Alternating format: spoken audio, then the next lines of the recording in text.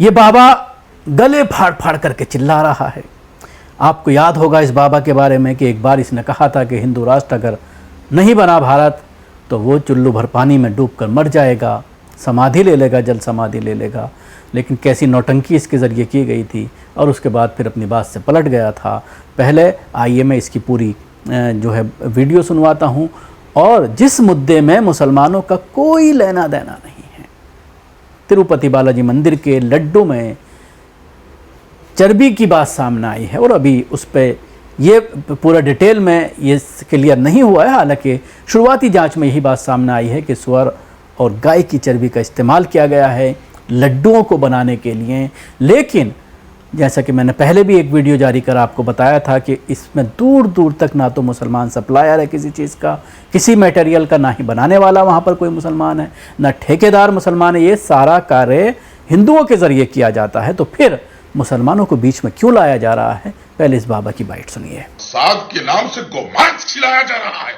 अब गोमांस लड्डू में कैसे मिल गया? अगर केंद्र सरकार इस पर सख्त नहीं हुई तो 100 करोड़ हिंदू हथियार उठाएगा और भारत को हिंदू राष्ट्र बनाएगा। तो सुना आपने, मंदिर हिंदुओं का है, प्रसाद हिंदुओं का है, बनाने वाले भी हिंदू हैं, बांटने वाले भी हिंदू हैं, खाने वाले भी हिंदू हैं, मुख्यमंत्री भी, पुराने मुख्यमंत्री भी हिंदू थे और अब के मौजूदा मुख्यमंत्री भी हिंदू हैं, राज्यपाल हिंदू हैं, उप मुख्यमंत्री हिंदू हैं, प्रधानमंत्री हिंदू हैं, तमाम अधिकारी, ट्रस्ट के लोग, तमाम लोग हिंदू हैं। जिनको ठेका दिया जाता है ये बनाने का वो भी हिंदू हैं।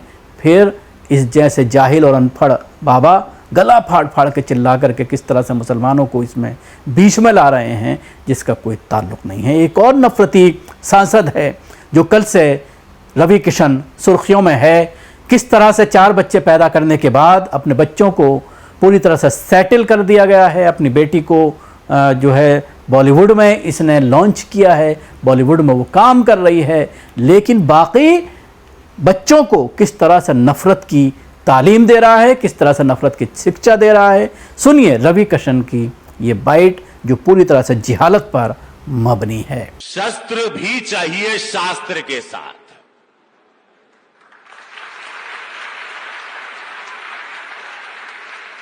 आप देख ही रहे हो बालाजी मंदिर में मटन मीट द्वारा बीफ के मीट के लड्डू बना के बेचे हिंदुओं को दिए जा रहे थे।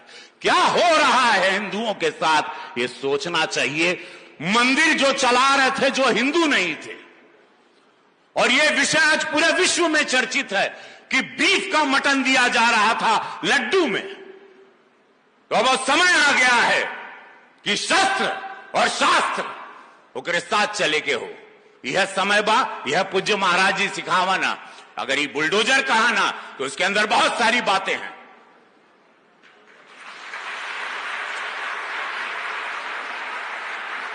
तो भैया इसी शब्दों के साथ हमें हम चाहे कि एक बार प्रेम से बोला भारत माता की। किस तरह से भोले भाले बच्चों को पोषित करने का ये काम कर रहा है, जिसको लेकर के अब सोशल मीडिया में सवाल खड़ा हो रहा है कि अपने बच्चों को तो तुम विदेश में पढ़ाओगे, बात करोगे मुसलमानों की 4-4, 5-5 बच्चे पैदा करने की, खुद 4 बच्चे पैदा करोगे और बात करोगे पॉपुलेशन कंट्रोल बिल लाने की। ये तमाम नौटंकियाँ, तमाम ढोंग इस तरह के नेता करते हैं जिनको कुछ नहीं मालूम, जो पूरी तरह से अनपढ़ हैं, जाहिल हैं। बच्चों के सामने किस तरह की बात करनी चाहिए, उनसे हथियार उठाने की बात कर रहा है, उनको नफ़रत सिखा रहा है, उनको ऐसी चीज़ें सिखा रहा है जिससे कानून को हाथ में लें और वो फिर सलाखों के पीछे चले जाएं, जेल चले जाएं। इस तरह की तालीम इसके ज़रिए दी जा रही है, वो भी एक फ़र्ज़ी बात पर। मुसलमानों का लड्डुओं से कोई लेना देना नहीं है, प्रसाद के से कोई लेना देना नहीं है। बार बार हमने कहा है कि किसी तरह से मुसलमान का इससे कोई ताल्लुक़ नहीं है। फिर भी ज़बरदस्ती मुसलमानों को इस पूरे प्रकरण में लाने की कोशिश की जा रही है। इस पूरे प्रकरण में मुसलमानों को बदनाम करने की कोशिश की जा रही है और लड्डू जिहाद के नाम से एक नई परिभाषा गढ़ी जा रही है।